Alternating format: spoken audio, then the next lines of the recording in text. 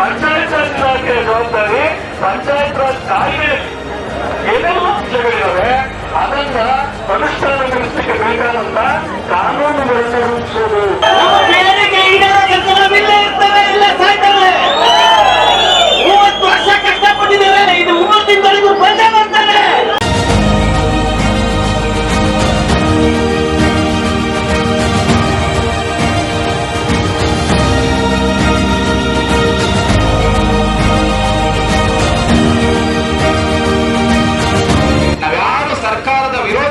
ಸರ್ಕಾರದ ಭಾಗ, ಸರ್ಕಾರದ ಕಾರ್ಯವನ್ನ ವ್ಯವಸ್ಥಿತ ರೀತಿಯಲ್ಲಿ ಜನರಿಗೆ ತಲುಪಿಸ್ತಕ್ಕಂಥವರು.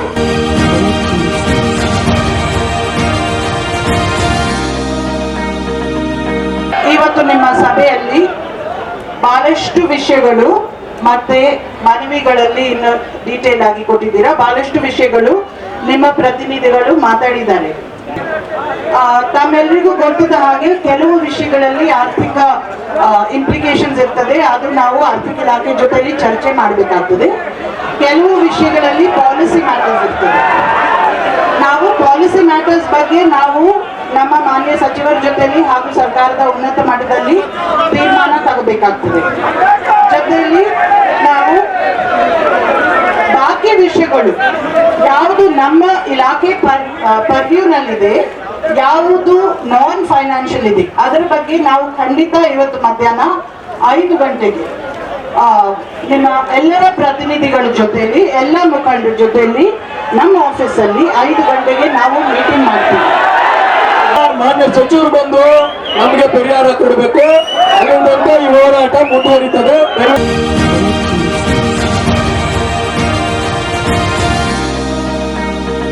ಇವತ್ತು ಫ್ರೀಡಂ ಪಾರ್ಕ್ನಲ್ಲಿ ಇಡೀ ರಾಜ್ಯದ 31 ಜಿಲ್ಲೆಯ ಗ್ರಾಮೀಣಾಭಿವೃದ್ಧಿ ಮತ್ತು ಪಂಚಾಯತ್ ರಾಜ್ ಇಲಾಖೆಯ ಎಲ್ಲ ವೃಂದ ಸಂಘಗಳು ಹಾಗೂ ಗ್ರಾಮ ಪಂಚಾಯತಿ ಸದಸ್ಯರ ಒಕ್ಕೂಟದ ನೇತೃತ್ವದಲ್ಲಿ ಏನು ನಮ್ಮ ಎಲ್ಲ ವೃಂದಗಳ ಮತ್ತು ಸದಸ್ಯರ ಬೇಡಿಕೆಗಳ ಕುರಿತು ನಾವು ಇವತ್ತಿನ ಫ್ರೀಡಂ ಪಾರ್ಕ್ನಲ್ಲಿ ಹೋರಾಟವನ್ನು ಪ್ರಾರಂಭ ಮಾಡಿದ್ದೀವಿ. ಅನಿರ್ದಿಷ್ಟವಾಗಿರ್ತಕ್ಕಂಥ ಹೋರಾಟ.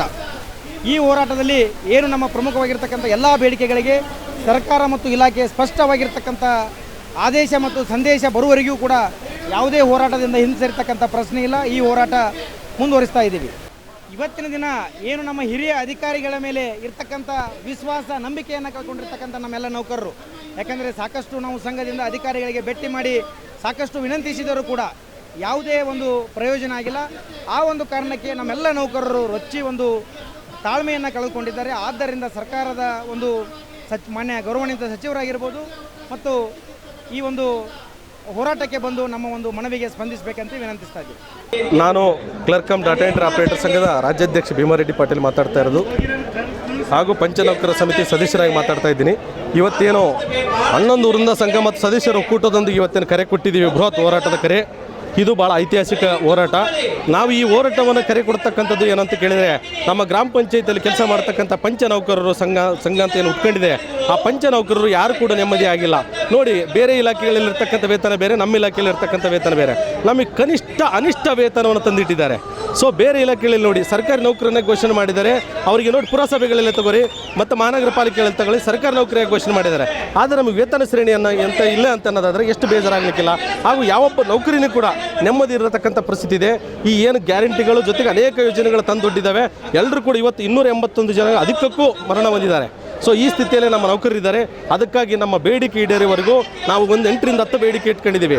ಇನ್ನು ಉಳಿದಂಥ 11 ವೃಂದದವರು ಅವರವರು ವಿವಿಧ ಬೇಡಿಕೆ ಇಟ್ಕೊಂಡಿದ್ದಾರೆ. ಒಟ್ಟಾರೆ ಈ ವಿವಿಧ ಬೇಡಿಕೆಗಳು ಸೇರಿಕೊಂಡು ಈ ಬೇಡಿಕೆ ಈಡೇರುವವರೆಗೂ ನಾವು ಯಾರು ಕೂಡ ಈ ಹೋರಾಟ ವೇದಿಕೆಯನ್ನು ಬಿಟ್ಟು ಕದಲೋದಿಲ್ಲ ಅಂತ ನಾನು ಈ ಮೂಲಕ ಸರ್ಕಾರಕ್ಕೆ ಮಾಹಿತಿ ಕೊಡ್ತಾ ಇದ್ದೇನೆ. ಮಾಧ್ಯಮ ಮಿತ್ರರೇ, ನಾನು ಬಿಲ್ ಕಲೆಕ್ಟರ್ ನೌಕರರ ರಾಜ್ಯ ಪ್ರಧಾನ ಕಾರ್ಯದರ್ಶಿ ನಾರಾಯಣ್. ನಿಜವಾಗ್ಲೂ ನೌಕರರೇ, ಗಾಂಧೀಜಿಯವರು ಕಂಡಂಥ ಕನಸು ಇದುವರೆಗೂ ನೆನಸಾಗಿಲ್ಲ.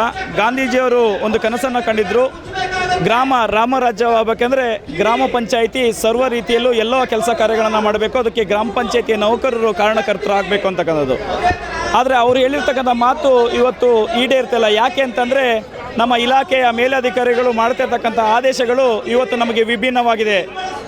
ಸ್ನೇಹಿತರೆ, ನಿಜವಾಗ್ಲೂ ಹೇಳಬೇಕಂದ್ರೆ ಇವತ್ತು ಗ್ರಾಮ ಪಂಚಾಯಿತಿ ನೌಕರರಿಗೆ ಒಂದು ವ್ಯವಸ್ಥಿತವಾಗಿ ಒಂದು ಕುಟುಂಬನ ನಿರ್ವಹಣೆಯನ್ನು ಮಾಡಲಿಕ್ಕೆ ಆಗ್ತಿಲ್ಲ. ಯಾಕೆ ಅಂತಂದರೆ ನಮ್ಮನ್ನು ಕನಿಷ್ಠ ವೇತನ ಕಾಯ್ದೆ ಅಡಿ ತಂದು ಕೂರಿಸ್ಬಿಟ್ಟಿದ್ದಾರೆ.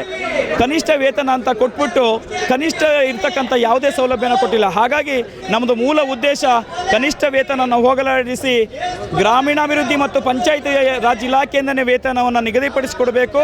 ಅದ್ರ ಜೊತೆಗೆ ಸೇವಾ ಹಿರಿತನದ ವೇತನವನ್ನು ಜಾರಿ ಮಾಡಬೇಕು. ನಾವು ಕೂಡ 1993 ಆ್ಯಕ್ಟ್ 112 ಮತ್ತು 113 ರೂಲ್ಸ್ ಪ್ರಕಾರ ನಾವು ಬಂದಿರತಕ್ಕಂಥದ್ದು. ನಾವೆಲ್ಲರೂ ಕೂಡ ಸರ್ಕಾರಿ ನೌಕರಿಗೆ ಎಲಿಜಿಬಲ್ಲು. ಮತ್ತು ಆರೋಗ್ಯ ಭದ್ರತೆಯನ್ನು ಸರ್ಕಾರ ಏನು ಮಾಡಿದೆ ಅಂತಂದರೆ 50,000 ರೂಪಾಯಿಗಳಿಗೆ ಜಾರಿ ಮಾಡಿದೆ. ಅದು ಕೂಡ ಅವನ ವೃತ್ತಿಯಲ್ಲಿ ಒಂದು ಬಾರಿ ಅಂತಕ್ಕಂಥದ್ದು ಜಾರಿ ಮಾಡಿದೆ ಸ್ನೇಹಿತರೆ. ಬಟ್ ನೀವು ಯೋಚನೆ ಮಾಡಿ, ಇವತ್ತು ಒಬ್ಬ ಚಿಕ್ಕದಾಗಿ ಒಂದು ಜ್ವರ ತಲೆನೋವು ಅಂತ ಕಾಯಿಲೆ ಅಂತ ಹೋದರೆ ಅವನಿಗೆ 50,000 ರೂಪಾಯಿ ಯಾವ ಲೆಕ್ಕಕ್ಕೂ ಬರಲ್ಲ. ಇನ್ನು 42 ವರ್ಷ ಸರ್ವಿಸ್ ಮಾಡಿದರೆ 50,000 ರೂಪಾಯಿ ಕ್ಲೈಮ್ ಮಾಡ್ತೀವಿ ಅಂತಾರೆ. ಅದು ಕೂಡ ಅವನಿಗೆ ಹೃದಯ ಚಿಕಿತ್ಸೆ, ಕೈಕಾಲು ಮುರಿದು ಹೋಗಿರಬೇಕು, ಮೂತ್ರಪಿಂಡ ಹೋಗಿರಬೇಕು. ಅವ್ನು ಸತ್ತ ಮೇಲೆ ಕೊಟ್ಟರೆ ಏನು ಪ್ರಯೋಜನ ಸ್ನೇಹಿತ ಬಂಧುಗಳೇ? ಹಾಗಾಗಿ ನಾವು ಕೇಳಿದ್ದೀವಿ, ಒಂದು ಬಾರಿಯಲ್ಲ, ನೌಕರನಿಗೆ ಕನಿಷ್ಠ 5 ಲಕ್ಷವರೆಗೂ ವಿಮೆಯನ್ನು ಜಾರಿ ಮಾಡಬೇಕು, ಆರೋಗ್ಯ ವಿಮೆಯನ್ನು ಜಾರಿ ಮಾಡಬೇಕು. ಇದು ಕುಟುಂಬ ಸದಸ್ಯರಿಗೂ ಕೂಡ ಆಗಬೇಕು ಅಂತಕ್ಕಂಥದ್ದು ಕೇಳಿದ್ದೀವಿ. ಹಾಗಾಗಿ ಇನ್ನೂ ಹಲವು ಬೇಡಿಕೆಗಳನ್ನ ಇಟ್ಕೊಂಡು ಈ ಒಂದು ಮುಷ್ಕರವನ್ನು ಮಾಡ್ತಾಯಿದ್ದೀವಿ. ನಮ್ಮ ಬೇಡಿಕೆ ಈಡೇರುವವರೆಗೂ ಯಾವುದೇ ಕಾರಣಕ್ಕೂ ಈ ಮುಷ್ಕರವನ್ನು ನಿಲ್ಲಿಸಲ್ಲ. ಎಲ್ಲರಿಗೂ ತಿಳಿದ ರೀತಿಯಲ್ಲಿ ಗ್ರಾಮೀಣಾಭಿವೃದ್ಧಿ ಮತ್ತು ಪಂಚಾಯತ್ ಇಲಾಖೆ ಎಲ್ಲ ನೌಕರರು, ಪಂಚಾಯತ್ ಅಧಿಕಾರಿಗಳು ಸೇರಿದಂತೆ ಪಂಚಾಯತಿಯ ಪಂಚ ನೌಕರರು ಸೇರಿದಂತೆ ಎಲ್ಲರೂ ಸಹ ಇವತ್ತು ನಾವು ಬೆಂಗಳೂರಿನ ಫ್ರೀಡಂ ಪಾರ್ಕ್ನಲ್ಲಿ ಎಲ್ಲರೂ ಸಹ ಒಟ್ಟಿಗೆ ಸೇರಿ ಸರ್ಕಾರದ ವಿರುದ್ಧ ಪ್ರತಿಭಟನೆಯನ್ನು ಕೈಗೊಂಡಿದ್ದೇವೆ. ಇಲ್ಲಿವರೆಗೆ ನಾವು ಪಂಚಾಯತ್ ಅಭಿವೃದ್ಧಿ ಅಧಿಕಾರಿಗಳು ನೇಮಕಾತಿ 14 ವರ್ಷಗಳು ಕರೆದರೂ ಸಹ ನಮ್ಮ ಒಂದು ಬೇಡಿಕೆಗಳು ಸಹ ಈಡೇರಿಲ್ಲ. ಹಾಗಾಗಿ ನಾವೆಲ್ಲರೂ ಸಹ ಇಷ್ಟೊಂದು ಬೃಹತ್ ಪ್ರತಿಭಟನೆಯನ್ನು ಮಾಡುವ ಹಂತಕ್ಕೆ ನಾವೆಲ್ಲ ಬಂದಿದ್ದೇವೆ. ಈಗಲಾದರೂ ಸರ್ಕಾರ ಎಚ್ಚೆತ್ತುಕೊಂಡು ನಮ್ಮ ಪ್ರಮುಖ ಬೇಡಿಕೆಗಳು ಏನಿದ್ದಾವೆ ಅವನ್ನು ಈಡೇರಿಸಬೇಕು. ಇಲ್ಲದಿದ್ದರೆ ನಾವು ಅನಿರ್ದಿಷ್ಟಾವಧಿ ಹೋರಾಟವನ್ನು ನಾವು ಮುಂದುವರಿಸ್ತೇವೆ. ನಮ್ಮ ಬೇಡಿಕೆಗಳಲ್ಲಿ ಪ್ರಮುಖವಾಗಿ ನಾವು ಇಲ್ಲಿವರೆಗೂ ಮನವಿ ಪತ್ರ ಸಲ್ಲಿಸಿದ ರೀತಿಯಲ್ಲಿ ನಾವು ಮೊದಲಿಂದಾಗಿ ನಮ್ಮ ಎಲ್ಲ ಪಂಚಾಯತಿ ಅಭಿವೃದ್ಧಿ ಅಧಿಕಾರಿಗಳನ್ನು ಬಿ ದರ್ಜೆಗೆ ಏರಿಸಬೇಕು ಅಂತ ಮನವಿ ಸಲ್ಲಿಸಿದ್ದೇವೆ. 2016ರಿಂದಲೂ ಸಹ ಈ ಮನವಿಯನ್ನು ಸಲ್ಲಿಸಿಕೊಂಡು ನಾವು ಬೇಡಿಕೆ ಸಲ್ಲಿಸ್ತಿದ್ದೇವೆ. ಆದರೂ ಇಲ್ಲಿವರೆಗೂ ಸಹ ಮನವಿಯನ್ನು ಈಡೇರಿಸಿಲ್ಲ. ಈ ನಡುವೆ ಒಂದು 3-4 ವರ್ಷಗಳ ಹಿಂದೆ ನಮ್ಮನ್ನು ಕೇವಲ 1,500 ಪಂಚಾಯತ್ ಅಧಿಕಾರಿಗಳನ್ನು ಬಿ ದರ್ಜೆಗೆ ಏರಿಸುವ ಮುಖಾಂತರ ನಮ್ಮಲ್ಲೇ ಒಂದು ಒಡಕುವನ್ನು ಮೂಡಿಸುವ ಪ್ರಯತ್ನವನ್ನು ಸರ್ಕಾರವನ್ನು ಮಾಡಿದೆ. ಹೀಗಾಗಿ ಈಗಲಾದರೂ ನಮ್ಮ ಎಷ್ಟು ಪಂಚಾಯತ್ ಅಧಿಕಾರಿಗಳಿದ್ದೀವಿ ಅವರೆಲ್ಲರನ್ನೂ ಸಹ ಅವರಿವರನ್ನದೇ ನಮ್ಮಲ್ಲೇ ತಾರತಮ್ಯವನ್ನು ಹುಟ್ಟುಹಾಕದೆ ಎಲ್ಲರನ್ನೂ ಸಹ ಒಟ್ಟಿಗೆ ಬಿ ದರ್ಜೆಗೆ ಏರಿಸಬೇಕು ಅಂತ ಸರ್ಕಾರದಲ್ಲಿ ಮನವಿ ಮಾಡಿಕೊಳ್ತಿದ್ವಿ. ಇನ್ನೊಂದು ಎರಡನೇ ಬೇಡಿಕೆಯಾಗಿ ನಾವು ಪಂಚಾಯತ್ ಅಧಿಕಾರಿಗಳಿಗೆ ಸೇವೆಗೆ ಸೇರಿ 14 ವರ್ಷ ಕಳೆದರೂ ಸಹ ಒಂದು ಜ್ಯೇಷ್ಠತಾ ಪಟ್ಟಿಯನ್ನು ಅವ್ರ ಕೈಲಿ ತಯಾರು ಮಾಡಲಿಕ್ಕಾಗಿಲ್ಲ. ನಾನು ಅವರಿಗೆ ಒಂದು ಕ್ವಶನ್ ಮಾಡ್ತೇನೆ. RDPR ಇಲಾಖೆಯಲ್ಲಿ ಬೆಂಗಳೂರು ವಿಕಾಸಸೌಧದಲ್ಲಿ ಕೆಲಸವನ್ನು ಮಾಡ್ತಾರೆ, ಕಮಿಷನರ್ ಆಫೀಸಲ್ಲಿ ಕೆಲಸ ಮಾಡ್ತಿದ್ದಾರೆ.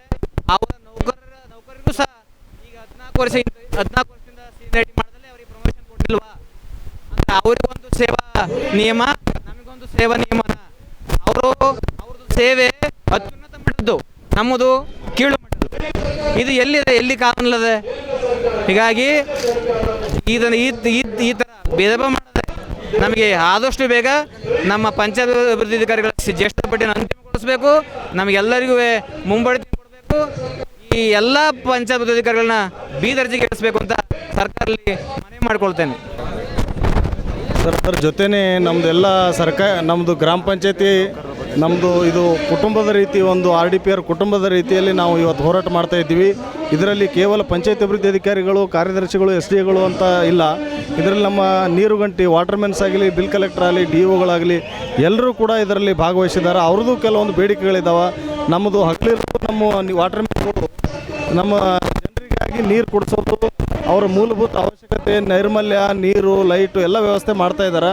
ಆದರೆ ಅವರಿಗೆ ಸರಿಯಾದ ಸಮಯದಲ್ಲಿ ಸ್ಯಾಲ್ರಿ ವೇತನ ಪಾವತಿ ಆಗ್ತಾ ಇಲ್ಲ.